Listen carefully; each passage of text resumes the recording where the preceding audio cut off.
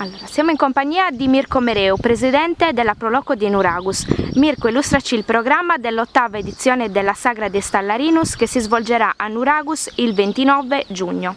Salve a tutti, anche quest'anno ci ritroviamo con l'8ª Sagra dei Stallarinus, un programma, cerchiamo di attirare un po' di gente in questi periodi difficili che stiamo vivendo. Il programma è il seguente: alle ore 10 c'è l'esposizione di prodotti tipici, apertura delle iscrizioni del primo raduno delle Vespe, con la compagnia della Vespa Club Cagliari, Caralis e 300.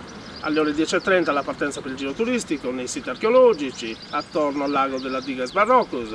Alle 11 inizierà nel piazzale delle scuole elementari l'esibizione degli arcieri lunghi archi di Sardegna.